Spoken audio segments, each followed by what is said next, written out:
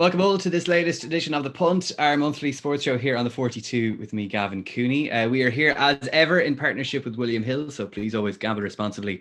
And for more information, you can visit gamblingtherapy.org. This is a bumper European Championship preview special. So joining us to look ahead to Euro 2020 trademark, our football writer and broadcaster with The Times, Canal Plus, and many others, Tom Williams. Hello, Tom.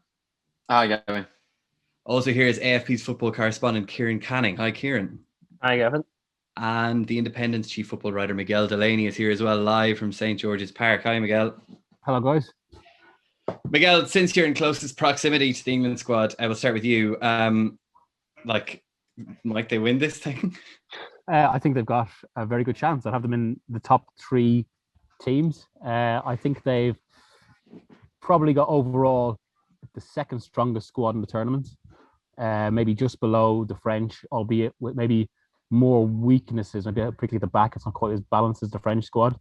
But given other elements like home advantage, and also the fact that I think this competition is going to be really distorted by the calendar and the fact so many players have played so many minutes, that it could be one of those tournaments like 2002, in which there was a similar break between the end of the season and the Champions League that caused loads of upsets.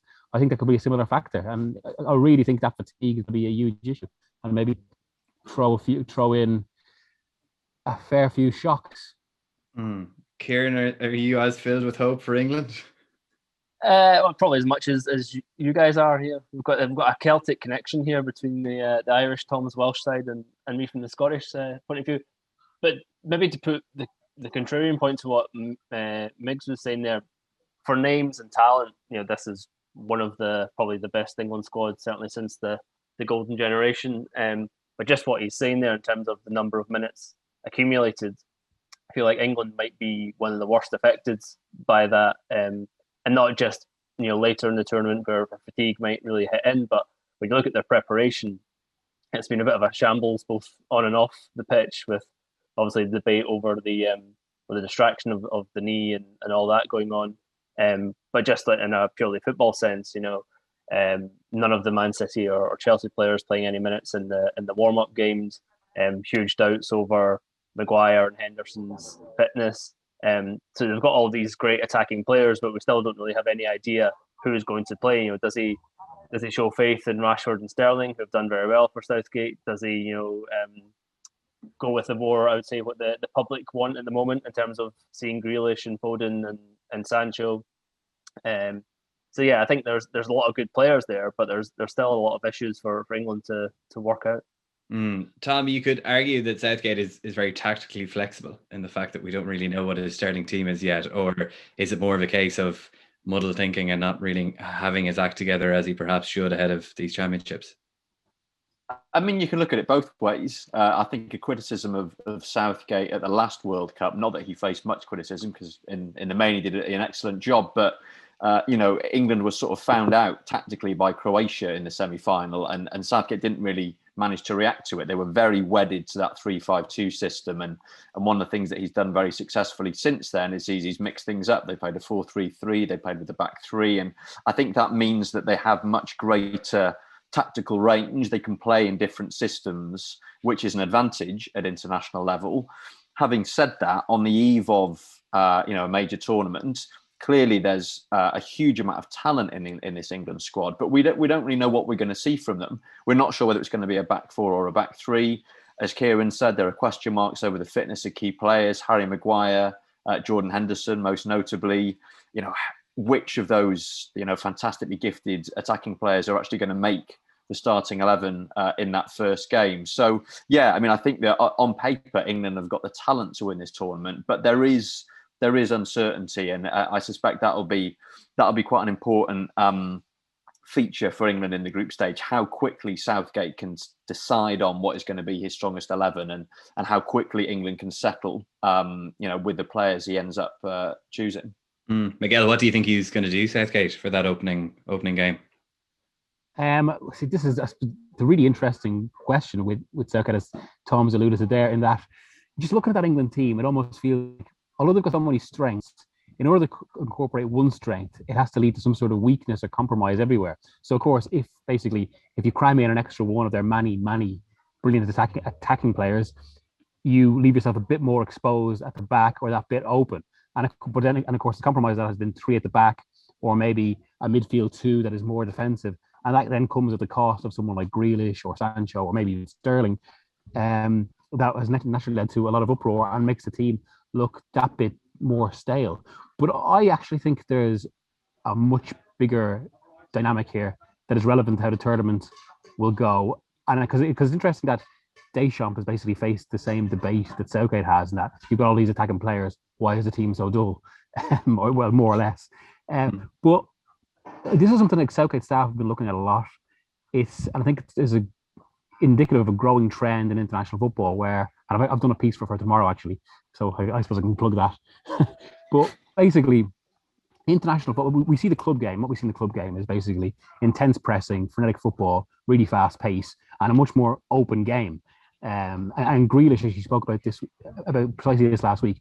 Whereas in club football, apart from the fact that the players are going to be more fatigued and that the national teams have no control over their kind of real conditioning program, given they're just borrowing them from the clubs, they can't work with them in the same way. So what happens is it's a more sedate version of football, and also it becomes almost by definition more defense-based. And as we've seen in the last few tournaments with France, with Portugal, if you have a solid base and a bit of magic, it feels like the kind of primary ingredient to go far. Now, that's probably not what people want to hear.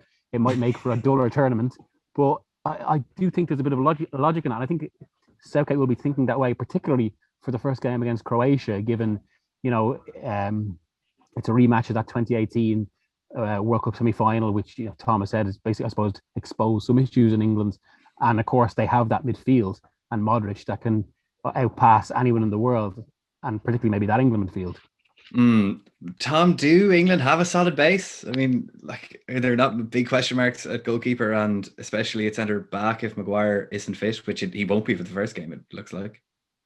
Yeah, I mean, I think that's been the case all along, really. I mean, we all know Jordan Pickford's limitations. And I think, over the second half of the season, I can't remember too many howlers, but that you're never that far away from one with him. I think even if all of England's defenders were fit, I still wouldn't be 100% confident.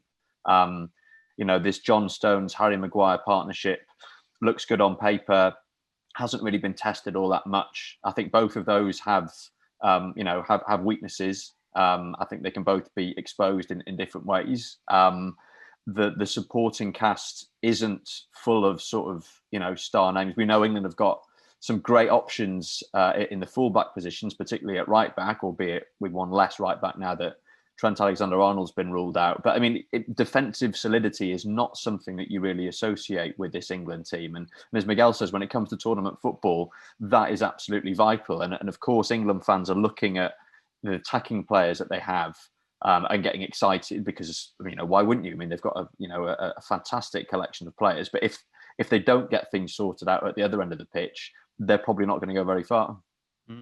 Miguel, I do want to ask you briefly about the whole furore that's kicking off now about the England players taking a knee. So Southgate says he and his players are going to continue doing it, and they don't really want to talk about it anymore. But I guess when they're asked about it, that's just what they'll continue to say. It's a kind of extraordinary situation where England will have home advantage for almost all of this tournament, but yet will be largely held in contempt by a massive section of their own supporters. So, will that negate the advantage of home advantage? To contradict myself there, or how do you see that playing out? Well, I mean, it's a very depressing story on one level, but equally in terms of kind of, I suppose, wider themes way beyond football, it's somewhat fascinating that this is happening. And I suppose, not least given this was supposed to be a summer that was kind of, especially in England with the speed of the vaccination program before the variant, but it's supposed to be a summer to bring people together, that feeling of communality again, all these kind of images of the 2018 World Cup, people in pubs celebrating. And now, right in the middle of it, we have basically this issue, which couldn't be a more perfect articulation of all of the culture war issues and all these kind of social debates that have been happening in England basically since Brexit, and it puts the team in an interesting place, and kind of, I suppose, also, even kind of it puts a focus on the very dynamic of the team, given it's so multicultural. There's so many diverse backgrounds. I think this England team, at least 14 of the players are eligible for other countries, and that's from a range of countries, from New Zealand to Ireland to Barbados. And then, of course, there's this, the dynamic of what has always been, I suppose, a fan base that's had focus for its behaviour and for, I suppose, ultimately right-wing beliefs among the fan base. And from that sense, I mean, it almost feels like the team, Southgate isn't just trying to kind of fit a team together, but there's an element of also trying to kind of fit a country together. I mean, that's what the power the team can do. But on the flip side, it's now faced with this huge potential issue, and the fact that, like, and I was going to say the backdrop, not the backdrop, but the foreground, literally the foreground, the start of every game could be pretty loud boos, albeit followed by loud applause over this ongoing issue. Now, I think the squad, the players, and the manager have been very clear. They're going to continue doing it. They don't care. I suppose there is the potential question about whether, if it goes on, whether it affects people's mentality, whether it kind of unsettle players before games. But the vibe at the moment is very much it's going to be tunnel vision, and it's ultimately about. I mean, the message doesn't change, basically. So it's up for people to either get educated about it or get ignored. Yeah, festival of communality. That's more of a festival of communism. If you listen to certain morons expounding on why the people are booing the yeah. And as Ian writes, it's disingenuous bollocks. Yeah. I mean, it's such a bogus explanation. But it's. But just to add on that, Miguel, because it should never shock you, but the government the British government wading in yesterday on sort of similar issue with Ollie Robinson, the English cricketer, who posted sort of historic racist tweets, and Johnson coming in saying that he wanted to unite the country, but refusing to sort of criticise or condemn those that are booing. And that has sort of ramped up this story even more and kept it going, and it's going to be rumbling on more and more. I feel like what Johnson said yesterday, again, just gives more fuel to the fire of those that are going to boo it. But and again on that, I mean, in exactly the same way, this is basically a core part of the electorate and what has put Johnson in power. They're a core part of the England support. I mean, I think it was Ben Roseby that tweeted the other day about how they're members of the supporters club. They can't just be waved away as kind of a fringe group. They're basically they're a significant constituency. They kind of almost have to be tackled in some way, or have to be confronted in some way. Yeah, and then, I mean, if England do well, then the players and the team will be co-opted by Johnson and the politicians as proof of, we're this forward-thinking country, we've beat Europe, etc., even though many of the people booing the team are probably more closely aligned to the politics of the people doing that. But Miguel says there that he sees England as among the top three favourites for this. Kieran, do you agree? Yeah, I think, as I said, based on the players they've got, it's just going to come down to how they get them to play as a unit. I think the difference between, I think that people looking at the squads would think the top three would probably be France, Portugal, and England. The difference being that both France and Portugal have a bit more of a history over the past couple of years of those teams playing together and players knowing their roles. At the moment, Foden, Mount, Grealish are all very new. Bellingham, who could well start, all very new on the international scene. So we're still to see this England team, which is very different from the 2018 team, do it on the international stage. The other thing with England, and we've spoken a lot there about them playing these games at home, I think it's going to be really interesting to see how home advantage plays out in this tournament, because there's a number of teams that are playing at home, and you would think that would be an advantage to them. I mean, even being at a few games in the past few weeks, just having 10, 12,000 in the stadiums has made a big impact. So that that you'd think should be a positive. I'm thinking particularly for teams like Scotland who haven't been there for a long time. But it could also go the other way. So, for example, if England aren't meeting expectations in the first one or two games, if he is playing Sterling and Rashford and Grealish and Foden, whatever, haven't started, add that into the whole issues around the knee. There could be situations where home crowds turn on teams and players, whilst they've got out of the habit of the positive side of a crowd. I think you've seen the way that, for example, Leicester were inspired during the FA Cup final, or Chelsea during the Champions League final. They also haven't had people on their back for a long time, so there could be a sort of reverse side to that where the home crowd doesn't play such a positive role. Kieran, you mentioned Scotland there. I saw most of their game against the Netherlands, which they were unfortunate not to win. They then beat Luxembourg, who Irish football fans very tough team. Are a serious outfit.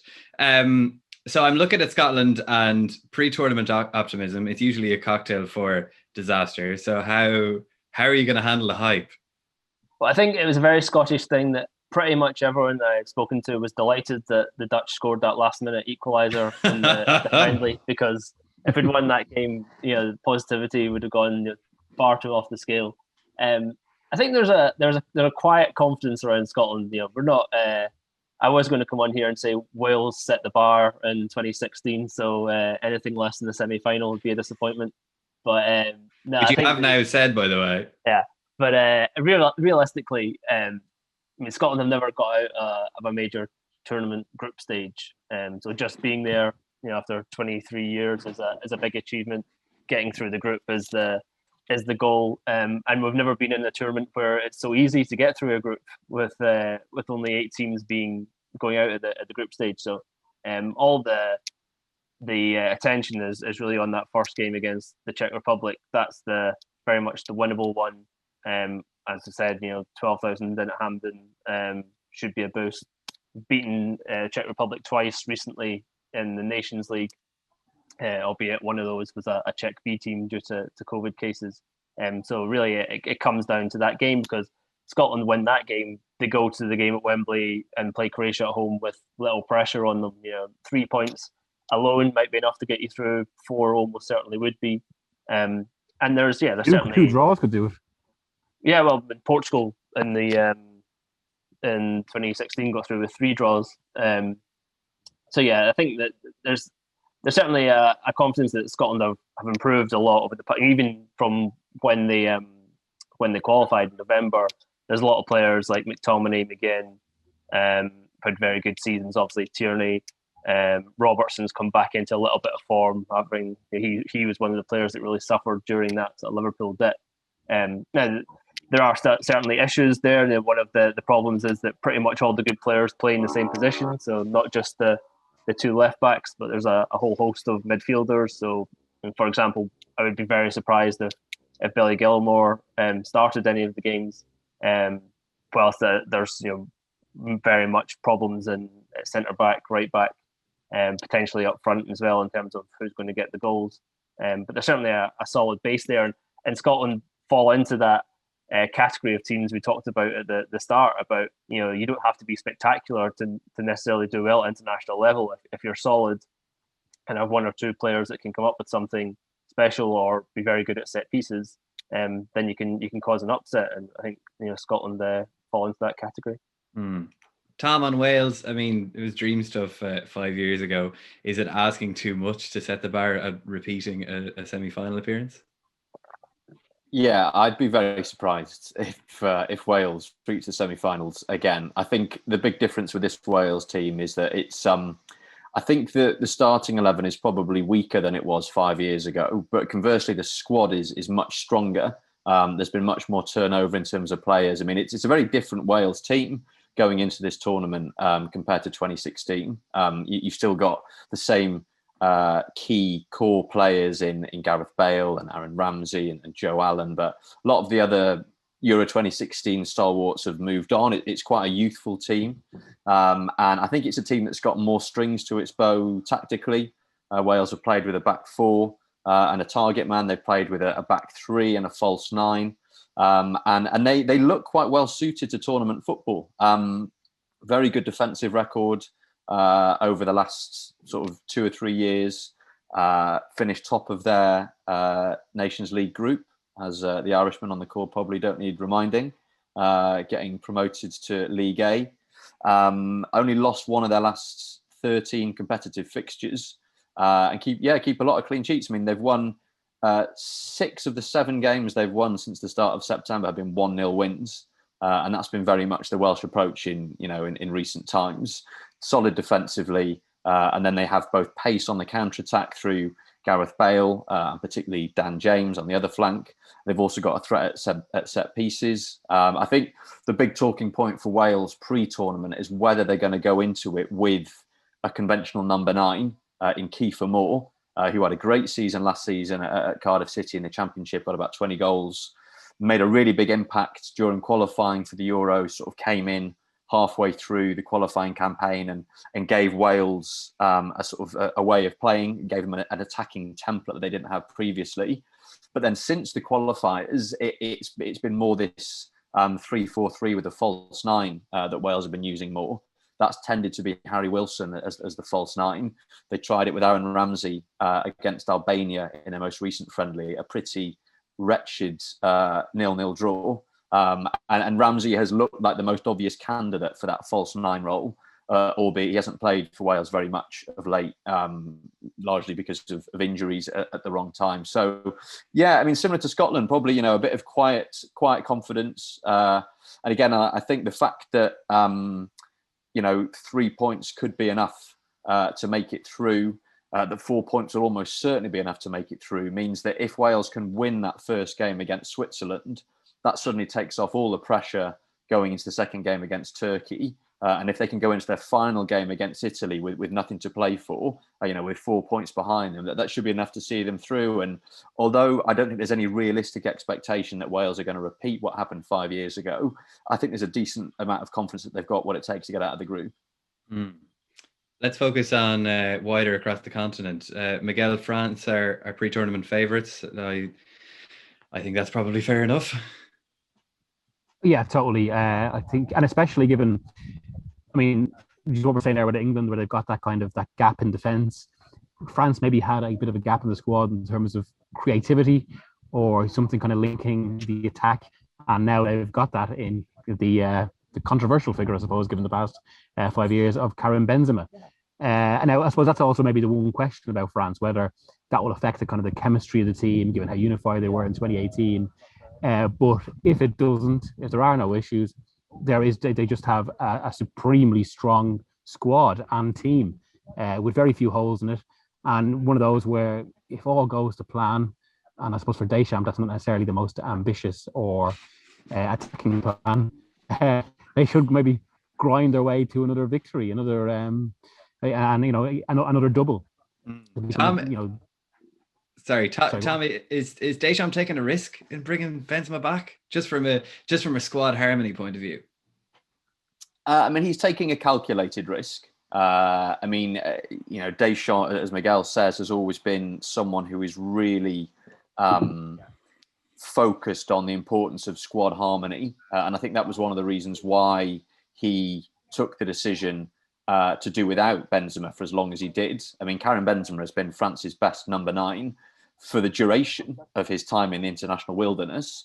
But because Deschamps took France to the final of Euro 2016 and took them to victory in the 2018 World Cup, there was no need for him to be recalled. And you had the sort of perfect counterpoint to Benzema in the figure of Olivier Giroud, sort of classic French non-goal scoring number 9, who goes through the whole last World Cup without scoring a single goal, but still ends up with a winner's medal around his neck. And I think what Benzema's recall reflects is an acknowledgement by Deschamps that the team was lacking something.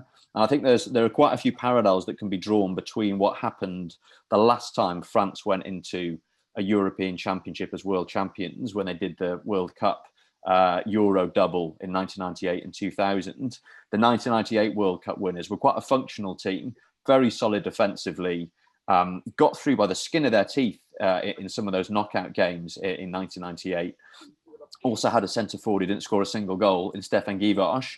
2 years later, they were at their absolute peak, that team. They were a much more cohesive unit than they had been 2 years previously. Zidane had the tournament of his life. They had, attacking players like Thierry Henry, who was a more established international player. They brought in people like Nicola Anelka and Sylvain Wiltord.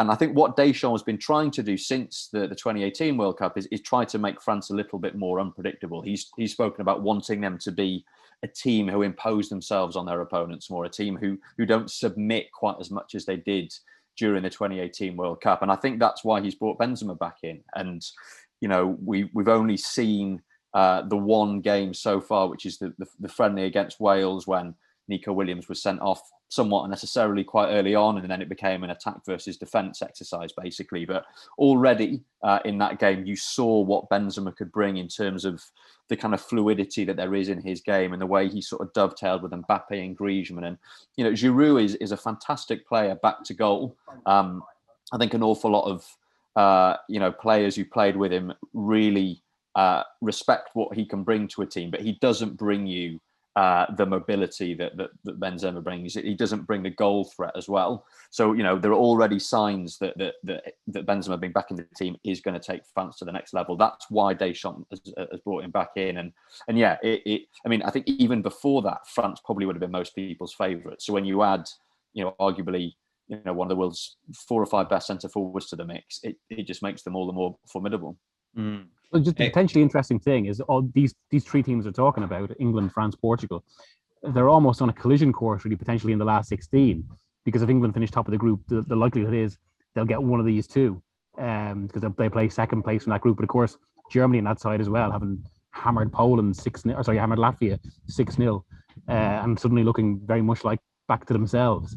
And so there could be maybe either this kind of collision, or else maybe the kind of knockout stages, which is really where the tournament properly starts, given most of it is spent getting rid of 8 teams out of 24. But where we could have the 2 very different paths to draw, where 2 very good sides on one side and one of the favourites on the other.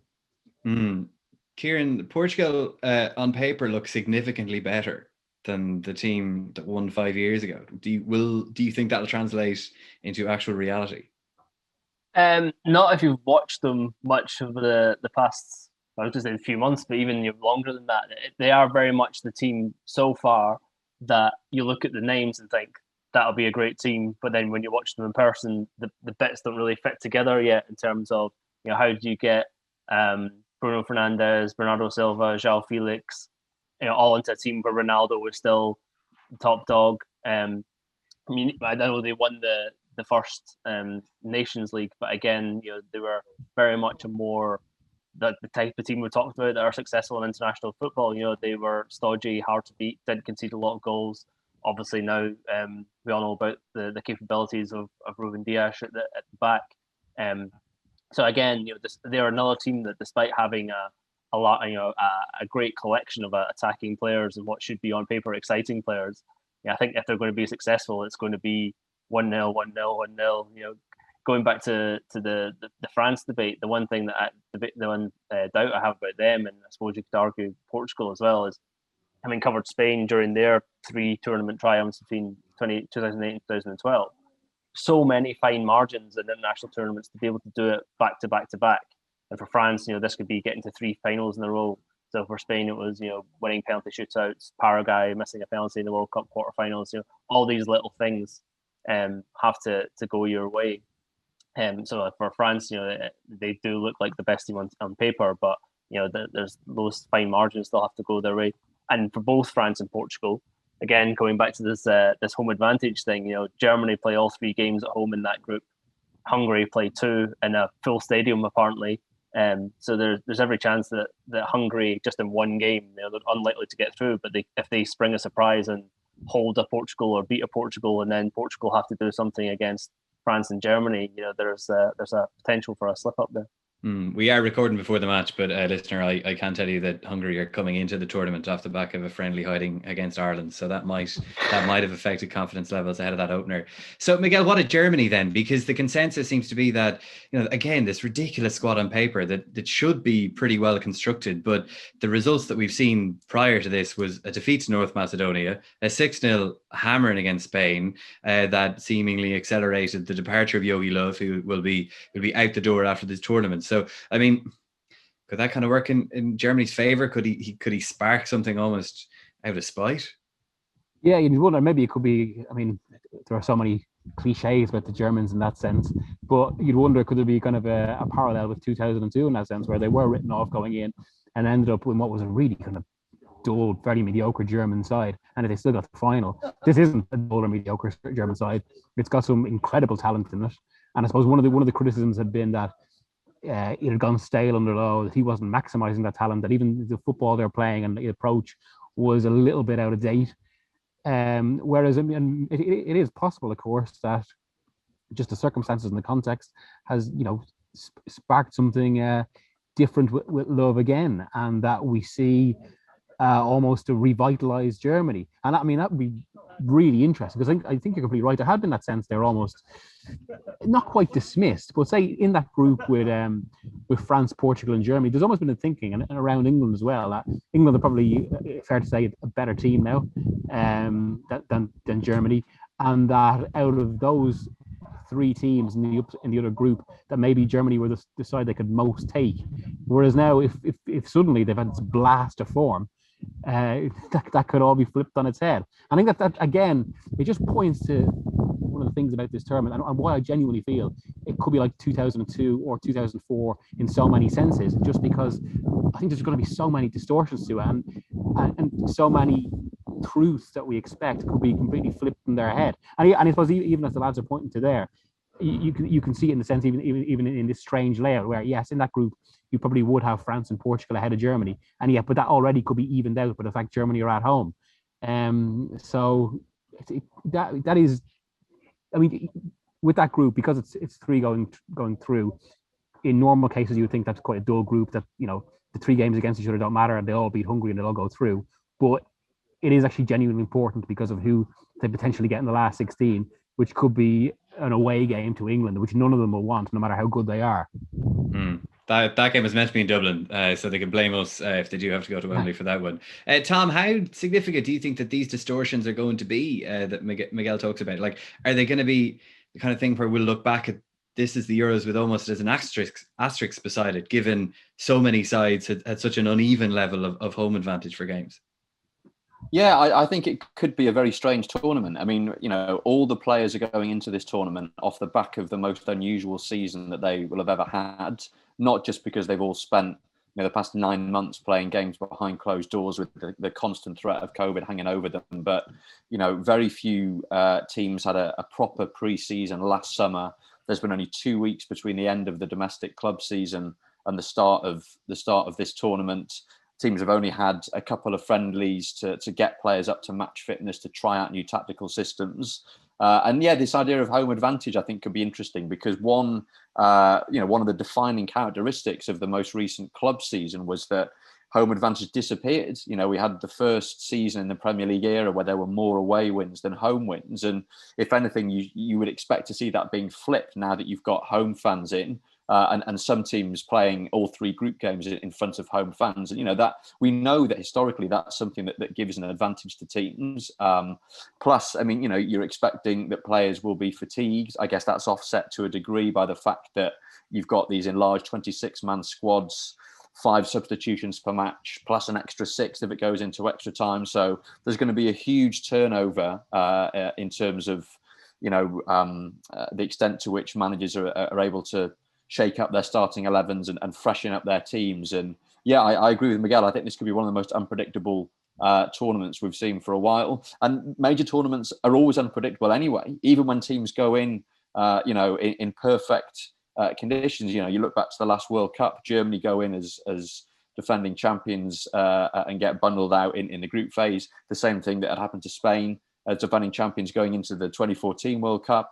And you sort of find that in the weeks and days leading up to the beginning of a major tournament, sort of consensuses form about who the favourites are. We're all backing France. We all think Portugal are strong. We've all probably got a similar idea of who the dark horses are going to be. And those predictions are always turned on their head because football is such an unpredictable sport. And with all these other factors, because of this, the format of the tournament and all the COVID complications, that's just, a whole extra level of complexity to factor in. Kieran, there is one squad that happened filled all 26 slots, and that is Spain. Luis Enrique has preferred a vacant chair to Sergio Ramos, which is hilarious in fairness. What's the expectation around them? Well, I was just going to add onto Tom's point there that one thing we haven't spoken about so far in terms of COVID is an outbreak, and Spain are sort of example there of what can go wrong. I mean, Sergio Busquets tested positive a couple of days ago. Now, thankfully, it seems as if everyone else has come back negative.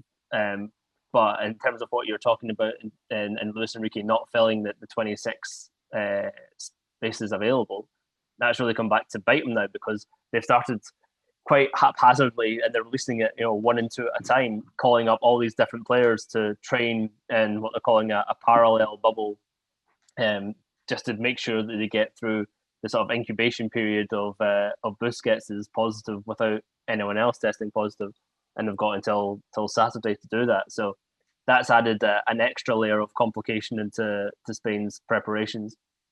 Generally, the expectations aren't there for Spain as tightly as they have been in that sort of golden period. I mean, even the past number of major tournaments since there, Tom mentioned going out at the group stages in 2014, got absolutely outclassed by Conte's Italy in 2016, out against Russia in the last 16 in 2018. So Ramos was pretty much the last remaining member of the 2008 team that won the Euros, the only one left that had won all three, and that seems to be the sort of final cutting of the cords to that generation. Now, they, like many other teams, do have some promising young players in terms of Ferran Torres, for example, seen at Man City. Pau Torres, the centre back, is very highly thought of and did very well for Villarreal in the Europa League final.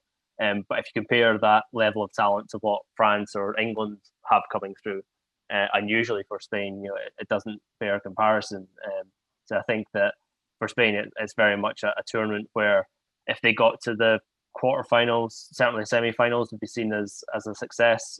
But there's not the expectations there of going on to win it again. Just looking at the upper half then of the group stages, the names that we haven't discussed yet that leap out are Italy, Netherlands, and Belgium. Does anyone expect great things from any or all of those? I think Italy could surprise a few people because they've got quite a tight team. I mean, maybe a little bit like Spain in that. I don't think they're as good as Spain squad-wise, but like Spain, they maybe lack real top quality, although Spain do have Thiago and one or two others. Italy don't quite have that, but they do have a team that works and is functioning, and a manager in Mancini whose approach maybe suits the tournament. Also, Mancini's actually, this is another thing about international football, actually, that I suppose the kindest will in the world, it doesn't quite have the same brain power as club football, because most of the best coaches gravitate towards the club game. So I think Luis Enrique is the only coach in the tournament who's been involved with a top club in the last half decade, and that was as long ago as 2017. And Mancini, then, one of the few who's been involved with a top club in the last decade. That's just about, given he left Man City in 2013. So that he represents a bit of a step up, maybe in the same way Conte was in 2016, although he's not quite as good as Conte. So I think Italy could surprise a few people. They're one of. I mean, I don't know if you saw that graph did the rounds on Twitter the other day as well of basically almost a kind of a chart measuring the average age of squads against the number of minutes they played, and how that could be a real factor in that, because I suppose it points to freshness. And I mean, you mentioned Belgium there. They're almost on the far side in terms of age. I think they've got the oldest in the tournament. And I suppose you're looking at Kevin De Bruyne, who's coming in potentially injured after the Champions League final. Eden Hazard, who knows what sort of state he's going to come in after the last 2 years. Now, it could actually be, by which I mean, it could be to his benefit, because he could suddenly come in fresh. Although, judging by the past 2 seasons, you wouldn't expect that. And maybe with Belgium as a whole, there's maybe that sense that they're suddenly just that bit over the hill, that bit stale. But then who knows? That could fire them to kind of for one last hurrah. They all realise there's one last chance. The other thing with Belgium is we've talked a lot about the top of England's group playing second place in the Germany, France, Portugal group. There's a very good chance that if Belgium win their group, they play the third place. So you could see them running into Germany or Portugal in the last 16. Like Megs, I kind of feel that Belgium's time may have come and gone. They'll regret that 2016 game against Wales. the 2018 semi-final against France, was very fine margins that game, but they're one of the teams that you would feel has suffered most by the tournament being delayed by a year, because it was already an old squad that has now got an extra year, particularly defensively. When you look at the defense, probably still going to be Alderweireld, Vertonghen and Vermaelen. I did notice that from Miguel's list of elite managers, Frank de Boer's name was not on it. On my now, look, this is a somewhat ignorant opinion, but I look at, like, he flopped at Crystal Palace, he flopped at Inter Milan, he flopped in MLS. Like, Tom, how is he the manager of the Netherlands? Well, I suppose what's helped him there is that his first big managerial job at Ajax was such a success, and he was, the architect of Ajax ending what by their standards was quite a long wait for the Eredivisie title, and then sticking around for a few years and winning a few other titles after that. And I think that probably explains why his stock has remained reasonably high in the Netherlands, whereas in England he is, associated with that pretty lamentable, few months or, a few weeks, whatever it was at Selhurst Park. And yeah, I mean, the Netherlands are an interesting one. I mean, they feel like they're flying under the radar at the moment, given that, they went to tournament cycles without playing in a single major tournament. So they're not really being talked up as contenders. They're in a pretty straightforward group. You would have thought they'll qualify from that without too many problems. Their recent form has been good. I think some of their key players are in good form. Memphis Depay is going into the tournament off the back of really successful last season at Lyon, playing as a sort of withdrawn centre forward. He's now very much their main man in attack and has been impressive in their pre-tournament friendlies. Frenkie de Jong looks full of running. Jorginho Wijnaldum as well has looked in decent nick. I think if there's a concern for the Netherlands, it's at the back. We know that Virgil van Dijk is going to miss the tournament. There's now this slight injury doubt over Matthijs de Ligt as well, which isn't great news. So yeah, they're not going in all guns blazing. But I think the fact that they should be able to get out to the group phase means that they might be able to hit the knockout rounds with a bit of momentum. And we know when it comes to the Dutch national team, when things fall apart, they tend to fall apart very quickly and very messily. And I think if they can just sort of, pick their way through the group phase without too much noise, and without too many distractions, they could be a team to look out for once we get into the knockout rounds. Let's talk dark horses. Who are your picks for dark horses? Start with you, Miguel. So everyone's talking about Turkey because of, I suppose, precisely what I mentioned there. A young squad that haven't played that many minutes. And now I suppose one response to that might be, well, if they haven't played many minutes, it's because they're not that good at the time. But that doesn't appear to be the case. They've got a lot of kind of young talents.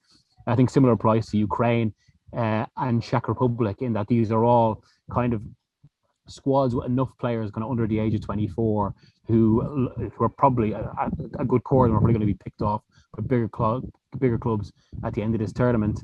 It's a good showcase for them, and they're almost in kind of the right nucleus. Now, we've said that about previous teams in the past. I mean, how many times was Miller set Serbia on these tournaments only for them to go out in the group stage? But if I was looking to a dark horse, since we're probably not allowed to include Italy as a dark horse given their history, I think it'd be one of Turkey, the Czechs, or Ukraine. Anyone else picking anyone other than Turkey? I had Ukraine as well, but Denmark, I think, could be one. Again, very solid team. They've got Kasper Schmeichel in goal, centre back pairing of Simon Kjær, who's done very well at AC Milan this year, and Christensen, who came in for Chelsea in the Champions League final, and Thiago Silva wasn't really missed. Christian Eriksen seems to another favourite of Ireland's footballing past, seems to have come back into some form at Inter Milan. Like so many of these teams, very solid, hard to beat. Højbjerg and Delaney in the midfield as well. Goals are concerned. A lot of good, hard-working strikers like Braithwaite at Barcelona and Poulsen from Leipzig, but maybe not prolific. But they're another team that, when you look at the draw and how it could open up for them, they don't have the toughest group, being in with Belgium, Finland, and Russia. And there's certainly the possibility that the bottom half of the draw I was doing one of these predictor things the other day, and what I came up with the bottom half of the draw was Denmark playing Switzerland in the last 16, and the winners playing either Ukraine or Sweden. So you can see how that part of the draw could very easily open up for them. Yeah, that's the old England path to the semi-finals. I can't watch any more Denmark, I have to say. I mean, I know, like, no harm to them, but I really don't want to be sitting watching them in the semi-finals by the time they come around. Tom, we have a couple of debutants in the competition in Finland and North Macedonia. Neither really have a look of whipping boys about them. Is that fair to say? I mean, I think they're, on paper at least, they are a level below most of the other teams at the tournament, with North Macedonia in particular being probably several levels below the other teams at the tournament. But then that's the whole point of them qualifying. I mean, that's why the format, the qualifying format, was opened up to give a path to one of those teams in Nations League D to qualify, and they've earned the right to do that. And it's a fantastic moment for their country, and we all remember without lapsing into cliche, but what a breath of fresh air Iceland were at Euro 2016, and hopefully either they or Finland can go on a bit of a run. I'm not sure we can expect too much from North Macedonia, although having said that, they did beat Germany in World Cup qualifying, so obviously no pushovers, to fall back on another well-worn cliche. And yeah, Finland are interesting in that they are one of the few teams at this tournament who have a prolific centre forward in their ranks. Even some of the top teams, you look at them and you think, well, who's going to score the goals there? I mean, Kieran mentioned Denmark before. They're a sort of classic example, very strong spine, but they haven't really got any reliable goal scorers, whereas Finland have got Timo Pukki, who scored 10 goals in 10 games in qualifying, hit the back of the net repeatedly last season in the Championship with Norwich. So that will be that will be something that should work in their favour. Yeah, I mean, not expecting too much from either team, but it adds to the colour and the variety of the tournament to have these teams making their major tournament debuts. Mm. Okay, predictions time. Who is going to win Euro 2020 +1? We'll start with you, Tom. I mean, it pains me somewhat, given that I work with a lot of French people and have lived in France. But I think if you're putting money on it, I think France, for me, are the most complete team.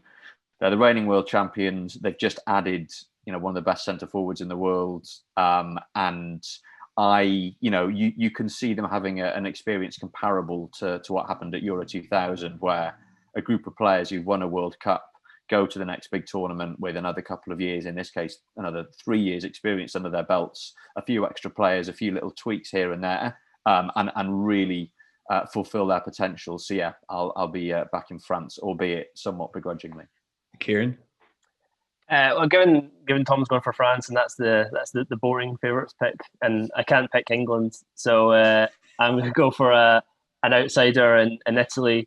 They're on a great unbeaten run. I think it's 27 games. They haven't lost since 2018. As Megs was mentioning earlier on, although I wouldn't say I was Mancini's biggest fan, I think he probably is still one of the better coaches at the tournament. They're another one of those teams that benefits from home advantage for the first 3 group games, and probably unlike what we mostly associate with Italian football. They do have a lot of good attacking players that could shine at this tournament, and so Barella, Chiesa, Juventus, Insigne. This could be the tournament that launches him as a sort of a more world-renowned star. Despite he's done very well at Napoli over a number of years. And they haven't won it for a long time, so I think they're due. And another reason to go firstly, they were the first squad that were fully vaccinated, so they won't have any COVID issues. And Miguel?